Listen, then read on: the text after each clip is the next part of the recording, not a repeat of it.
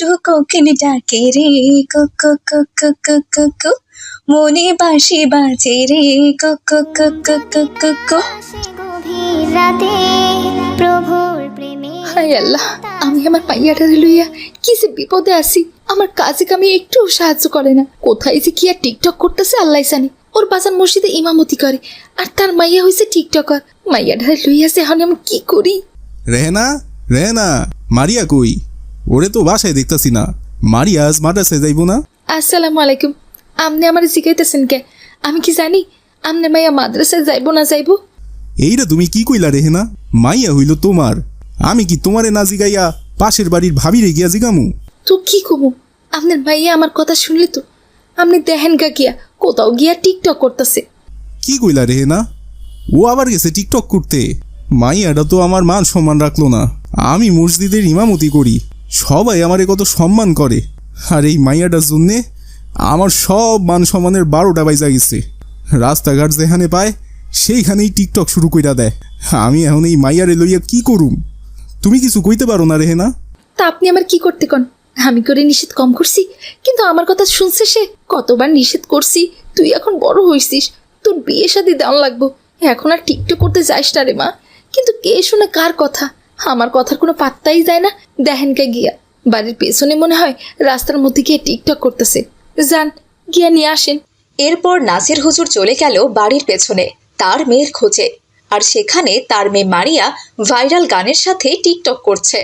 ফাগুন মাসে কাঁচা বাসে গুনগুনিয়ে ভ্রমর আসে, ফাগুন মাসে কাঁচা বাসে গুনগুনিয়ে ভ্রমর আসে, প্রেমের লাগে বুকটা করে আ আ উ, দুষ্টু কোকিল ডাকে রে কুকু কুকু কুকু কু, মনে বাঁশি বাজে রে কুকু কুকু কুকু কু।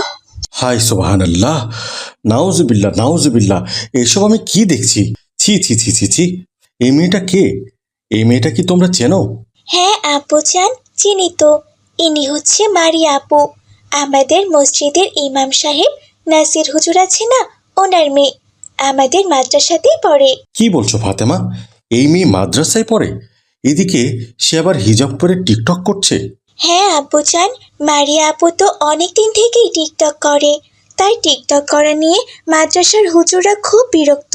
যেখানে সেখানে সে টিকটক করতে থাকে। অনেকবার তার বাসায় হুজুররা কমপ্লেনও পাঠিয়েছে, তার বাবা অনেক শাসন করেছে, কিন্তু তাতে কোনো লাভ হয়নি। সে তবুও এখন লুকিয়ে লুকিয়ে টিকটক করে। নাউজুবিল্লাহ নাউজুবিল্লাহ, এই মেয়ে তো দেখছি আমাদের ইসলাম ধর্মকে ডুবিয়ে ছাড়বে। আমাদের ধর্মে তো এগুলো করা হারাম। ছি ছি ছি, তার উপর সে আবার আমাদের মসজিদের ইমাম সাহেবের মেয়ে। অন্য মহল্লার কেউ যদি এখন এসব বেহায়াপনা দেখে, তাহলে তো আমাদের মহল্লার কোনো মান সম্মানই থাকবে না। এই যে মেয়ে, থামো থামো, এদিকে এসো দেখি। আসসালামু আলাইকুম। আরে কি হয়েছে আঙ্কেল, আপনি আমাকে থামালেন কেন? আমি সবেমাত্র চিত্রনায়ক শাকিব খানের তুফান সিনেমার ভাইরাল গানটা টিকটক করছিলাম, আর আপনি এসে মাঝখানে আমাকে থামিয়ে দিলেন। ওফো, দিলেন তো আমার টিকটকটার 12টা বাজিয়ে। এই মেয়ে, চুপ করো।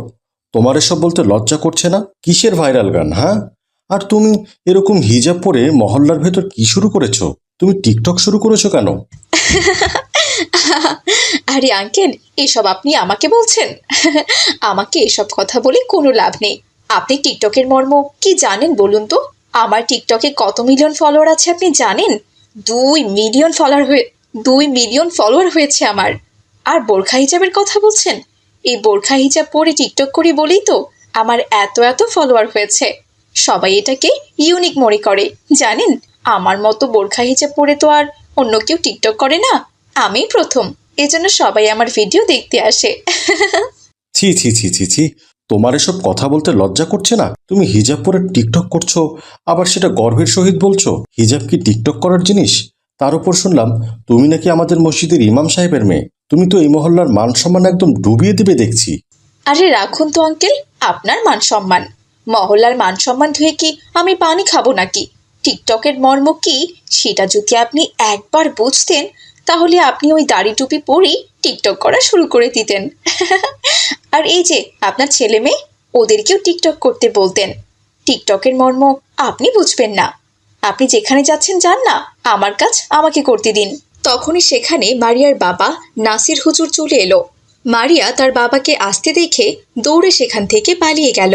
ও মা গো, বাবা চলে এসেছে, এখানে আর থাকা যাবে না, তাড়াতাড়ি পালাই।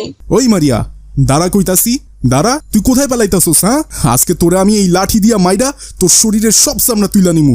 তুই আমার এই মহল্লায় আর মান সম্মান রাখলি না রে, যেখানে সেখানে টিকটক করস।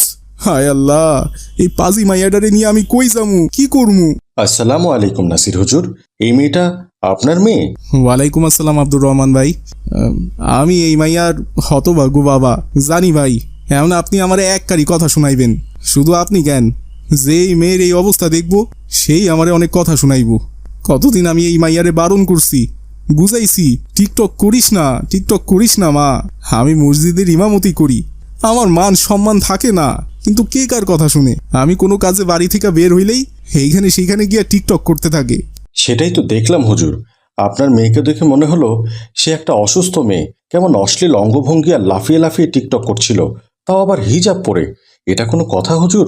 এ মেয়ে তো ইসলাম ধর্মকে মাটির সাথে মিশিয়ে দিচ্ছে। না না হুজুর, এমনটা চলতে দেয়া যায় না। আপনি খুবই দ্রুত একটা ব্যবস্থা নিন, তা না হলে এই মেয়ে শুধু আপনার না, আমাদের এই মহল্লার সবার মান সম্মান ডুবিয়ে ছাড়বে। কি যে কম না আব্দুর রহমান ভাই, আমি কি কম চেষ্টা করছি ওর এই টিকটক রোগ সারাইতে? কিন্তু কোনো কিছুতেই তো কোনো কাজ হইতাছে না ভাই। এখন আপনি কন, আমি এই মাইয়ার কি করুম? শুনুন হুজুর, আপনার মেয়ে তো বড় হয়ে গেছে, এক কাজ করুন, ওকে একটা বিয়ে দিয়ে দিন। আর এই মুহূর্তে ওর পড়াশোনার কোনো দরকার আছে বলে আমরা মনে করছি না। ভালো একটা হুজুর রকমের জামাই দেখে ওর বিয়ে দিয়ে দিন, দেখবেন জামাই ওকে কন্ট্রোলে নিয়ে আসবে। আস্তে আস্তে সংসারের ঝামেলায় এসব টিকটক করাও ছেড়ে দেবে। তা না হলে ও কিন্তু আপনার মান সম্মান রাখবে না, সেই সাথে এই মহল্লার অন্যদের মান সম্মানও রাখবে না। আব্দুর রহমান ভাই, আপনি তো ভালো কথা কইছেন, কিন্তু আমার এই টিকটকার মাইয়ারে কে বিয়া করব কন? যদি শ্বশুর বাড়িতে গিয়াও টিকটক করে তখন তো আমার মান সম্মান শেষ হয়ে যাইব। এখন তো আমি বাপ বইলা কিছু কই না, সহ্য করি, কিন্তু শ্বশুর বাড়ির মানুষ তো মানবো না, এইসব ঘাট ধইরা বাড়ি থেকে তাড়াইয়া দিব। না না হুজুর, আমার বিশ্বাস ও শ্বশুর বাড়িতে গিয়ে এমন কিছুই করবে না। আমার হাতে একটা ভালো ছেলে আছে, মাদ্রাসার শিক্ষক, সে খুবই ভালো ছেলে। আমি চাচ্ছি আপনার মেয়ে যেহেতু দেখতে শুনতে ভালো, পড়াশোনাও মোটামুটি জানে, ওই ছেলের সাথে আপনার মেয়ের বিয়ে দিলে দেখবেন আস্তে আস্তে সবকিছুই ঠিক হয়ে গিয়েছে। আচ্ছা ঠিক আছে আব্দুর রহমান ভাই, আপনি ওই ছেলের সাথে বিয়ার ব্যবস্থা করেন, আমি ওর বিয়া করায় দিমু। আলহামদুলিল্লাহ হুজুর, আমি ওই ছেলেকে কালই আনার ব্যবস্থা করছি। আপনি এদিকে বিয়ের সমস্ত ব্যবস্থা করে ফেলুন। আমরা তাহলে আসি হুজুর। আসসালামু আলাইকুম। ওয়ালাইকুম আসসালাম। এরপর আব্দুর রহমান জাহিদ নামের একটি ছেলের সাথে মারিয়ার বিয়ের ব্যবস্থা করলো। যথারীতি সময়ে মারিয়ার সাথে জাহিদের বিয়ে হয়ে গেল। বিয়ে করে জাহিদ বউ নিয়ে তার নিজের বাড়িতে চলে গেল। আজ তাদের বাসর রাত।